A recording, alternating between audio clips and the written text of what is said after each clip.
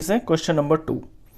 Metallic spheres of radii 6 centimetre, 8 centimetre and 10 centimetre respectively are melted to form a single solid sphere. Find the radius of the resulting sphere. Question में ये कहता है कि तीन spheres हैं, एक का जो रेडियस है वो 6 सेंटीमीटर है, एक का रेडियस 8 सेंटीमीटर है और तीसरे का जो रेडियस है वो 10 सेंटीमीटर है। इन तीनों को पिघला दिया।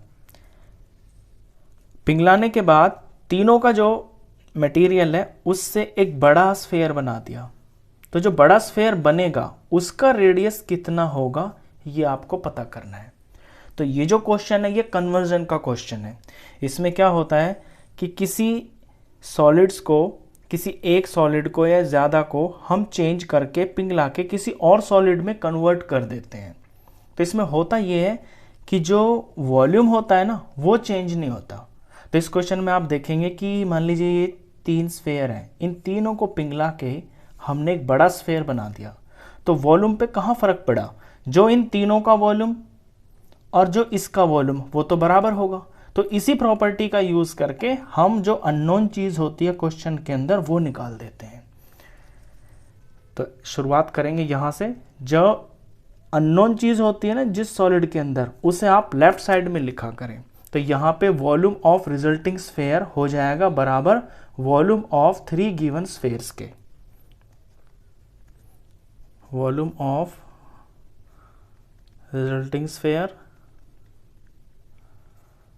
इक्वल टू होगा वॉल्यूम ऑफ 3 गिवन स्फेयर्स के। इसका वॉल्यूम अकेले का इन तीनों के बराबर होगा क्योंकि इन तीनों से मिलकर ही तो ये बना है। अब volume of resulting sphere, volume का फॉर्मूला लगाएंगे, ये होता है 4/3 पाई। अब इसको मैं बड़े आर से डिनोट कर लूँगा क्योंकि इसका रेडियस तो बड़ा ही आएगा ऑफ कोर्स, जब बड़ा बनेगा तो pi R cube is equal to volume of 3 given spheres. तो सबका अलग अलग लिखना पड़ेगा। तो 4/3 पाई और R1 का क्यूब, इसे मैं R1 से डिनोट कर देता हूँ, ये वाला, इसे R2 से डिनोट और इसे R3 से, प्लस दूसरे वाले का वॉल्यूम 4/3 पाई R2 का क्यूब, 4/3 पाई R3 का क्यूब। नेक्स्ट स्टेप में 4/3 ये पाई ए आर क्यूब, इसमें तो कुछ बदलेगा नहीं। अब राइट साइड में देखें आप, राइट साइड में ये तीन टर्म्स हैं और तीनों टर्म्स के अंदर 4/3 और पाई ये तीनों के अंदर कॉमन आ रहा है। तो मैं इसको कॉमन ले लेता हूँ, 4/3 और ये पाई मैंने ले लिया कॉमन। तो फर्स्ट टर्म में से बच गया R1 का क्यूब, सेकंड में से बच गया R2 का क्यूब, थर्ड में से बच गया R3 का क्यूब।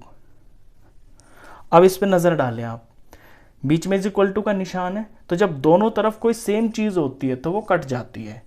तो 4/3 यहाँ है, 4/3 यहाँ पे है, ये कैंसिल हो गए। पाई यहाँ पे है, कैंसिल हो गए। यहाँ पे सिर्फ बचा R का क्यूब और यहाँ पे ये चीज़ें बच गई।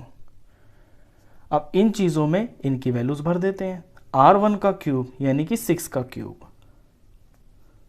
R2 का क्यूब यानी कि 8 का क्यूब और R3 10 है तो 10 का क्यूब।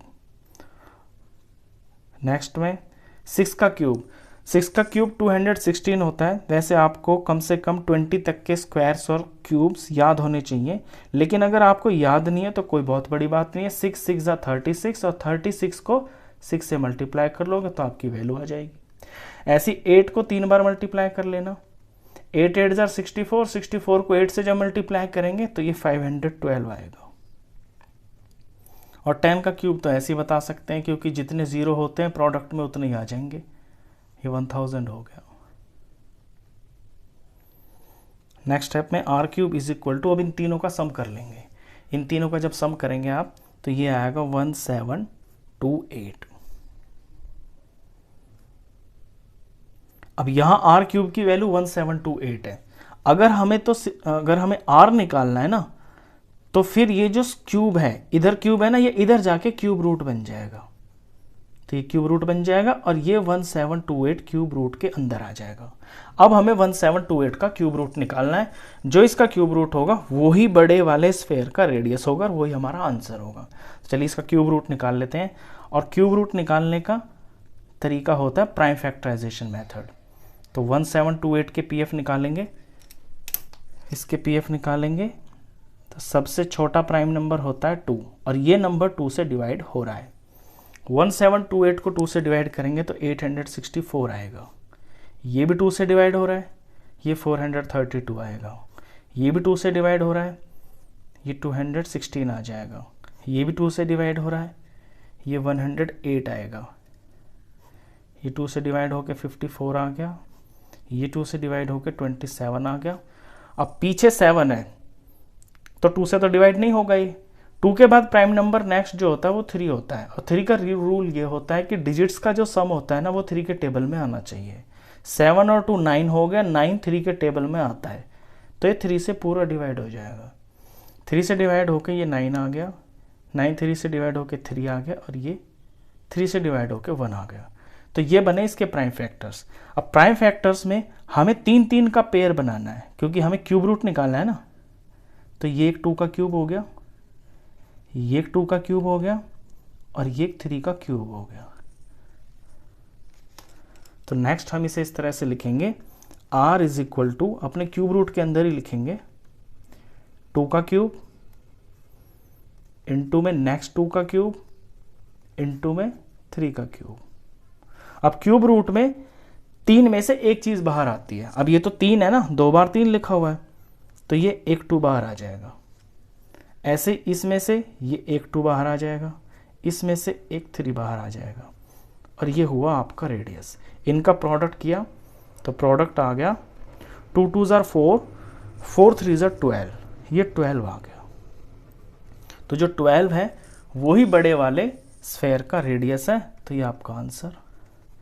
देयरफॉर जिस तरह से क्वेश्चन की लैंग्वेज है उसी लैंग्वेज में आप आंसर लिखना। क्वेश्चन में लिखा है find the radius of the resulting sphere, तो लिखना therefore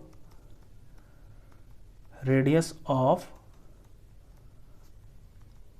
resulting sphere is 12 centimetre. Question खत्म। तो इस वीडियो में बस इतना ही। नेक्स्ट क्वेश्चंस के लिए मिलते हैं फिर नेक्स्ट वीडियो में। तब तक के लिए गुड बाय।